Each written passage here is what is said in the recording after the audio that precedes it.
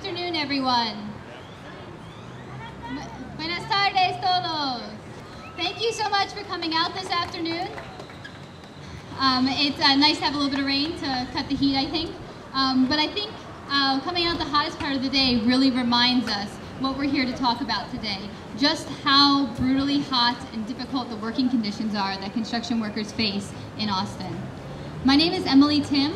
I'm a community organizer with Workers Defense Project, and we are an organization that assists low-wage workers, particularly construction workers, with improving their workplace conditions and fighting for fair and humane working conditions. Austin depends on the hard-working men and women in the construction industry to build this city, yet they are not provided with even the most basic protections, such as rest breaks and drinking water. Workers in Texas frequently labor in temperatures that exceed 100 degrees, with high humidity and extended sun exposure. These conditions can be dangerous and even deadly if workers are not provided with rest breaks and drinking water. But this is the reality they face on the job. Last year, Workers Defense Project released a study with the University of Texas that found that 41% of construction workers do not have access to rest breaks on the job. 1/3 of construction workers do not have access to drinking water. These conditions are terrible, but this is the reality that they face. It's little surprise that Texas is the most deadly state to work in construction, where a worker dies on the job every 2.5 days. I want to draw your attention to the altar here at my right. Last summer, 7 workers died in construction in Austin. One of them was named Jeff Willenborg, who died from heat exhaustion after working for 3 days in extreme heat conditions in South Austin. When OSHA investigated this death, they found that the employer had not provided adequately for the safety of the construction worker and fined them $3,000 for his death. We cannot allow these conditions to continue. We don't get rain like this every day in Austin. Most days, it's 110 degrees out there and workers don't have access to the drinking water and rest breaks that they need. We're here today to remind the city of Austin of an obligation they made. In October 2009, they passed a resolution saying that they would take responsibility for looking into and enforcing new laws to guarantee safe working conditions on Austin construction sites. We're here today to ask them to honor that promise and to fulfill the requirements of requiring rest breaks and drinking water for workers, as they promised to in October 2009. But we also are here because this is an issue that we can do something about.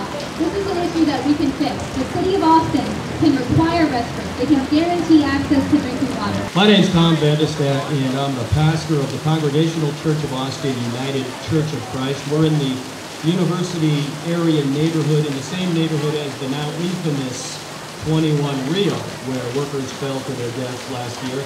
And I'm here today representing not only my church, but a number of other Christian churches and Christian clergy in Austin who are calling for more humane and safer working conditions for all of the construction workers in our city. I'm representing clergy from Baptist, Roman Catholic, Presbyterian, United Church of Christ, Disciples of Christ, United Methodist churches. And we're all calling on the City Council to mandate that employers provide drinking water and rest breaks to their workers. Christian churches are calling for this because our spiritual teacher, Jesus of Nazareth, proclaimed, "Blessed are you who thirst for righteousness." And how did Jesus define righteousness? "I was thirsty, and you gave me water to drink." Righteousness is quite simply the humane treatment of other human beings. Righteousness is giving water to those who thirst. Righteousness is giving drinking water and a rest break to construction workers laboring in the hot sun 8 to 10 hours a day. And you don't have to be a religious person to know this is simply the right thing to do. So we're gathered here today because we all thirst for righteousness. because we insist on the humane treatment of Austin's construction workers, because we insist that when they get thirsty working in 90-degree, 100-degree, 112-degree heat, they be given drinking water and a bit of time to rest. It's simply the right thing to do. Today, a number of us are literally going to thirst for righteousness. Over a dozen workers and their allies will be participating in a thirst strike, a water strike. And we're doing it to highlight those who are not being treated humanely in this city. We're doing this to insist that all workers be given water when they are thirsty. So blessed are all of you here today who thirst for righteousness. Thank you. And I have come here to offer a prayer, a blessing for the workers that will be on fast, and at the same time, a blessing for us all. It seems like God has already blessed us, and He said, this is the right thing to do. Now, hopefully, all those who are involved and who are not doing what they should do will do that. So now we're going to begin the hunger fast, and if anyone would like to speak, the thirst fast, and if anyone would like to speak to any of the pastors, then we're available to do that. But I'd like to close with a tradition here at Workers' Defense Project. We'd like to do our cheer. We're going to say, what do we want?